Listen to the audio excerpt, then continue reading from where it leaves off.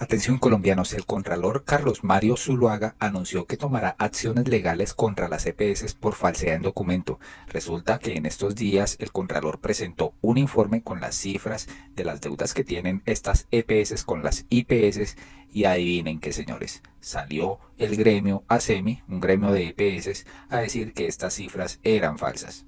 Y el contralor se basó en las cifras que las mismas EPS le suministraron. Por eso adelantará en falsedad en documentos si algunas EPS mintieron con los informes. Y es que sigue la pelea entre el contralor Carlos Mario Zuluaga y ASEMI, el gremio de las EPS del régimen contributivo, por la situación de cartera de las entidades promotoras de salud que fueron reveladas por la Contraloría en un informe. En la más reciente declaración del funcionario, hecha en una declaración a medios, le hizo una advertencia a los gremios de la salud y a algunas aseguradoras.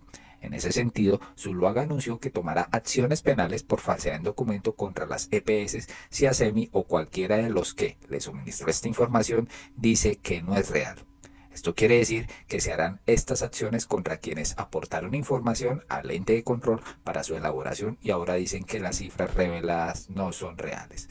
Vamos a escuchar qué fue lo que dijo el contralor encargado, señores. Nosotros nos mantenemos en la línea de que lo que hemos dicho en términos de irregularidades es, y estamos dispuestos a presentar nuevamente la información y a controvertirla en los escenarios que sean. Eso sí, si a mí, ASEMI o cualquiera de los que me suministró información me dice que la información no es real, pues quiero reiterarles nuevamente que la Contraloría va a iniciar acciones penales por falsedad en documentos. Y quiero recordarle a CEMI y a todas las agremiaciones de salud que ninguno de ellos le enseña al órgano de control cuáles son las metodologías que durante 100 años ha tenido la Contraloría para hacer vigilancia de los recursos públicos, de cuál es la metodología que le conviene a ellos para que los informes de la Contraloría no les afecte ni su reputación, ni algunos asuntos en los que hemos dicho hay unas cosas que mejorar, que son fallas estructurales del sistema. Y en el mes de marzo, no sé en qué etapa va a estar el debate en el Congreso Político y asumo la responsabilidad como Contralor en funciones para poner nuevamente el frente a estos temas. Vamos a publicar un nuevo informe donde vamos a decir legalmente cómo se deben utilizar los recursos de la UPC, qué pasó con los recursos girados en la pandemia y a dónde se fueron los recursos de las EPS durante ese periodo. Y fíjense que en esas circunstancias, cuando empiezan las controversias a decir que los recursos no están o no alcanzaron o no se giraron, es cuando nosotros decidimos en la Contraloría, en el marco de estas irregularidades, si existe un proceso de responsabilidad fiscal, vale la pena hacer el levantamiento del velo corporativo para hacer un rastreo detallado de cómo, de qué manera, a dónde, a quiénes se les giraron los recursos de la salud de los colombianos, que son recursos de impuestos que pagamos todos en este país y que tenemos todo el derecho. Aquí se les ha olvidado a los colombianos que nosotros, incluso en la época que estuvimos con Sandra Morel y la Contraloría, dimos una discusión histórica que al país quizás se le olvidó, pero hace 12 años discutíamos aquí en Colombia si los recursos de la salud, una vez girados a la EPS, eran públicos o privados, y tuvo que pronunciarse el Consejo de Estado para reiterarle a las EPS y decirle que los recursos, aunque estuviesen en sus cuentas ya girados, Desen cuenta, señores, seguían siendo públicos y no privados. Pues colombianos, esto está bastante grave. Vamos a ver qué pasa si se destapa una olla de cómo se giraron y en qué se utilizaron los recursos en plena pandemia. Uno de ellos tiene que ver el señor Miguel Uribe, ¿no? Esperaremos qué pasa. Y es que esto no se lo va a contar ni RCN, ni NTN 24, ni Caracol Radio, ni los noticieros como Revista Semana, ni nada de estos pues medios del establecimiento, ¿no? El gremio ASEMI y la EPS se enfrentarán a esta denuncia penal que anunció el Contralor si las cifras resultan ser falsas, ¿no? Y la Contraloría General denunciará penalmente por falsedad en documento a varias EPS que habrían aportado información que ahora aseguran es falsa y que fue publicada en un informe fiscal el pasado 19 de febrero. El informe del organismo de control da cuenta que según las investigaciones y la documentación presentada por las propias EPS, hay 26 entidades promotoras de salud que a la fecha adeudan 25 billones de pesos y 16 que no cumplen con algunos indicadores establecidos por la ley. La Contraloría General de la República realizó un análisis sobre la situación de cartera de 26 EPS que le reportaron información al respecto, determinando que con corte a octubre de 2023 acumulan una deuda total de 25 billones de pesos con las IPS y proveedores, cuentas por pagar, además de lo correspondiente a reservas técnicas y pasivos administrativos. Tras este anuncio, la Asociación Colombiana de Empresas de Medicina Integral, ASEMI, señaló que las cifras no son exactas y que generan desinformación y afectación al gremio de las EPS, pronunciamiento por el cual hoy el contralor encargado anunció denuncias penales. Les cuento que aquí hay una situación bastante grave, porque donde hayan mentido estas EPS en sus informes y tengan el dinero guardado o invertido en otras cosas, pues ahí sabremos en qué se fue la plata, señores. Quisieron maquillar información para decir que no estaban tan mal, o algunas que sí están muy mal, y después, pues, ¿aparecerán los recursos? No lo sé, colombianos, pero quizás los invirtieron en clínicas también privadas, ¿no? Pues des en cuenta, la mesa directiva del Congreso elegirá la universidad que acompañará la elección del Contralor. ¿Será que les está preocupando la elección del Contralor encargado? Pues para el 5 de marzo están citados los presidentes Iván Name y Andrés Calle para que escojan la institución que realizará la prueba de conocimientos.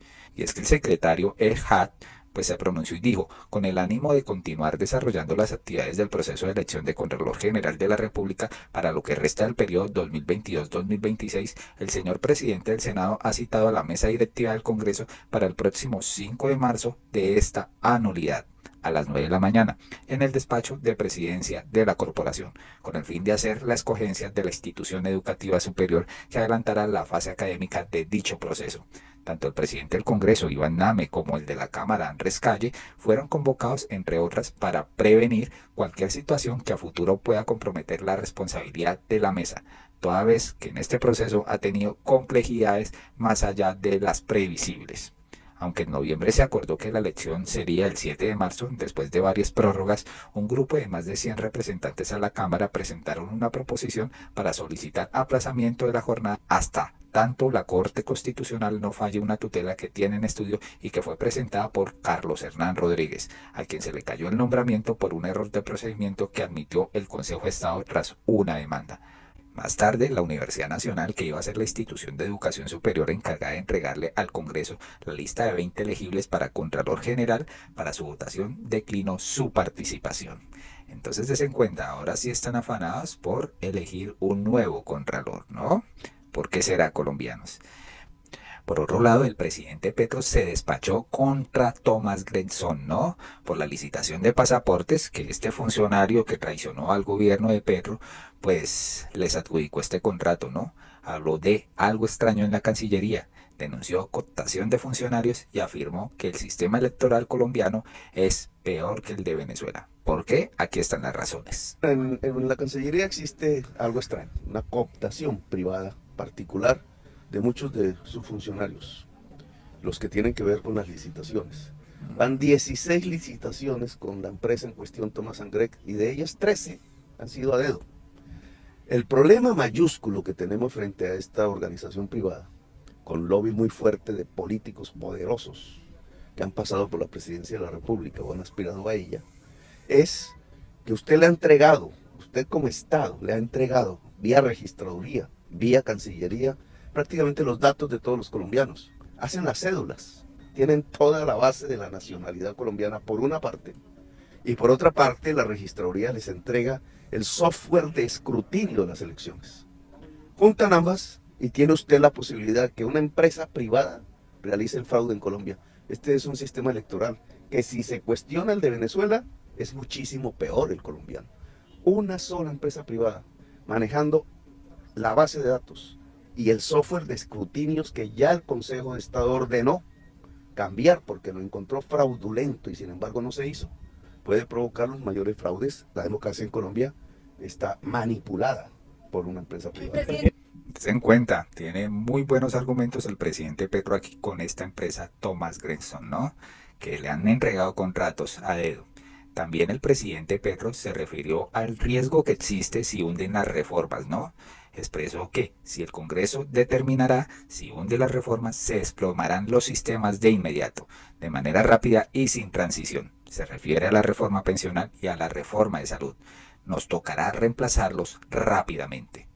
Si los estudian, los aprueban, sobre todo en los regímenes de transición, tendremos procesos ordenados. Lo que no puede soñar nadie hoy en Colombia, mal informado, es que puedan sostener el sistema pensional sacando el dinero de los cotizantes del país, o que se pueda sostener el sistema de salud prácticamente ordeñando las arcas públicas para traslados hacia objetivos que no tienen nada que ver con el sistema de salud.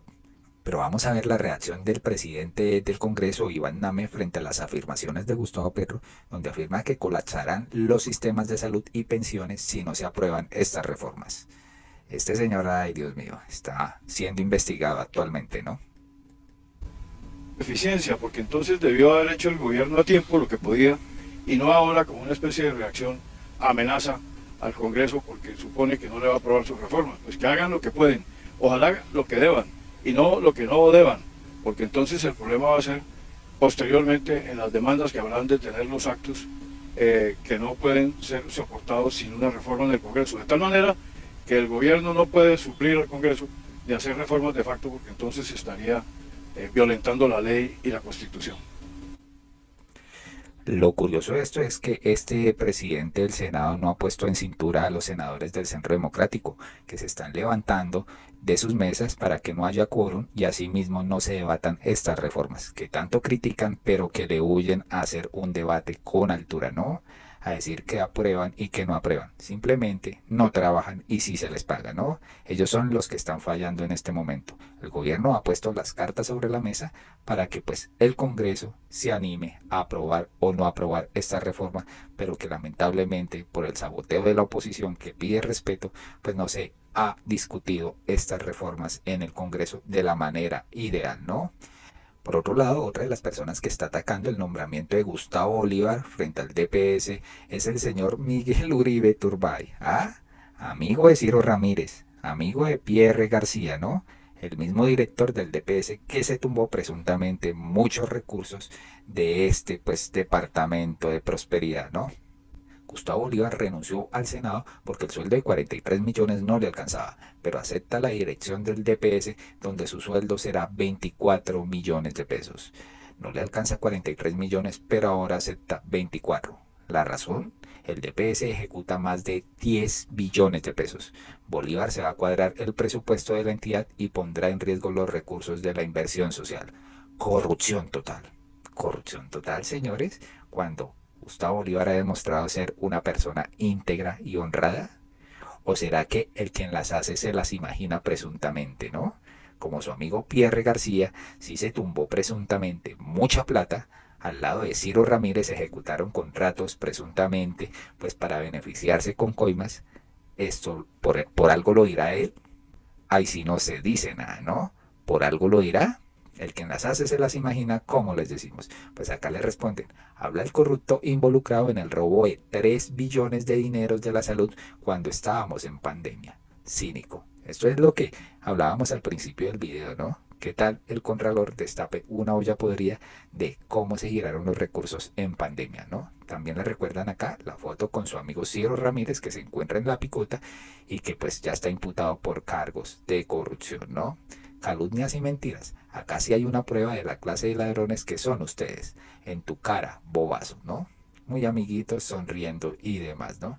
Y que Ciro Ramírez era el experto de las finanzas en el Centro Democrático. Ahora sí lo dejaron solo. Por otro lado, en las próximas horas podría definirse la libertad de Salvatore Mancuso. Pues en la primera audiencia que se llevó a cabo el día, pues, viernes, la Fiscalía se mostró de acuerdo en que el ex paramilitar salga de prisión. Imagínense, ¿por qué? Es lo que toca mirar, ¿no? Pero si Salvatore Mancuso sale libre y se convierte en gestor de paz, pues ahí vamos a ver mucha colaboración en la JEP y caerán muchos políticos. El próximo lunes, la Jurisdicción de Justicia y Paz definirá si deja en libertad a Salvatore Mancuso. En la primera audiencia que se llevó a cabo hoy, la Fiscalía se mostró de acuerdo en que el ex paramilitar salga de prisión.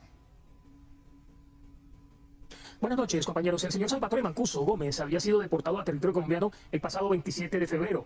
Había sido extraditado a los Estados Unidos en mayo del 2008 bajo el gobierno del entonces presidente Álvaro Uribe Vélez, con la teoría de que él y otros de sus compañeros paramilitares estaban delinquiendo desde las cárceles. Hoy dijo ante una jueza de ejecución de penas de Justicia y Paz que él le había enviado un derecho de petición al presidente Uribe en esos momentos y que éste le había respondido que los había extraditado era por una facultad discrecional. Mancuso se presentó ante esta jueza de ejecución de penas para solicitar su libertad a prueba. Fue nombrado como gestor de paz por el gobierno del presidente Gustavo Petro Urrego. En esta diligencia diligencia de hoy viernes, que se realizó entre las 9 de la mañana y la 1:30 de la tarde, no se llegó a una decisión. La misma se tomará el próximo lunes, después de las 2 de la tarde, en esa misma diligencia de Justicia y Paz. Acá están los detalles de la misma. El ex jefe paramilitar Salvatore Mancuso Gómez se presentó en su primera diligencia en territorio colombiano, después de ser deportado desde los Estados Unidos el pasado 27 de febrero, para solicitar su libertad ante un juzgado de ejecución y penas del Tribunal de Justicia y Paz. He cumplido todos y cada uno de los requisitos exigidos por la ley de justicia y paz. Mancuso Gómez, según su defensa, reúne todos los elementos para ser beneficiado con esta decisión, y además fue nombrado gestor de paz por parte del presidente Gustavo Petro Urrego en su política de paz total. Ese ha sido mi compromiso, sigue siendo mi compromiso y será mi compromiso con las víctimas, con el país, con la justicia, con ustedes. He vuelto al país precisamente porque considero que hay garantías en este momento. Señaló estar comprometido con los tiempos que vienen en los procesos ante Justicia y Paz, ante la Jurisdicción Especial para la Paz, conocida como JEP, y su contribución a buscar el fin del conflicto en Colombia. La justicia restaurativa en cabeza de Justicia y Paz y la JEP actuarán en consecuencia y velarán tanto por la seguridad jurídica como por la seguridad física de la persona. Pues ojalá sea una seguridad bastante nutrida, porque este señor corre peligro en las calles.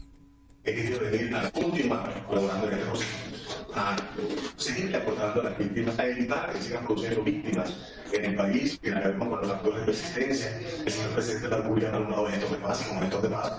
Tengo un compromiso enorme. El próximo lunes, después de las 2 de la tarde, se reanudará la audiencia, en donde la jueza de ejecución de penas tomará una decisión a la que se opone la Procuraduría General de la Nación, contrario a la Fiscalía, que no presentó oposición al respecto, y hay una división de opiniones entre las víctimas. ¿Ustedes qué opinan? ¿Debe salir libre o debe estar en prisión pagando por crímenes que tiene pendientes? Colombianos, y por último les dejamos una noticia donde dicen, pues, Milei libertario, pero resulta que en la apertura del Congreso allá en Argentina, el señor anunció que cerrará la agencia de noticias Agencia Telam. El presidente de Argentina afirmó que esta agencia fue utilizada en las últimas décadas como agencia de propaganda kirchnerista, ¿no? Es decir, va a ser lo mismo que Chávez, cerrar medios que no le gustan.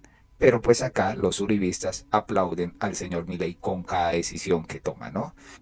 Mediante una declaración en medio de la apertura de sesiones ordinarias del Congreso, mientras hablaba de la situación actual del país, ¿no? ¿Qué dijo Milei? Muchos de los datos económicos de la herencia son públicos. 5 puntos del producto del déficit fiscal en el Tesoro. 15 puntos acumulados, reservas netas negativas por 11.200 millones de dólares, precios reprimidos de energía del dólar con una brecha del 200%, una emisión desenfrenada. Entonces, ¿cómo ven? ¿Qué piensan de que este señor vaya a cerrar una agencia de noticias? ¿Qué dice la gente? Apuesto que si Petro dice que si cierra ese pasquín de semana, los fachos dicen que es un dictador y no sé qué más. Pero como es Milei, sí está bien, aunque haya sido idéntico a lo que hizo Chávez con RCTV, ¿no? Hipócritas les dicen a los uribistas. Por fin veo noticias imparciales, dicen acá. ¿Y a esto cómo lo llamará la derecha colombiana? Si fuera una decisión del presidente Gustavo Petro, lo llamarían dictadura. ¿Qué haría Milei si fuera perseguido y calumniado como el presidente Petro en Revista Semana? ¿Ustedes qué creen que haría Milei? Cerraría inmediatamente a Revista Semana, ¿no? Colombianos, hasta acá este video, por favor compártanlo, suscríbanse, hay muy buenas noticias que ustedes deben conocer y cómo se está viendo el ámbito político para las reformas, la salud, ¿no?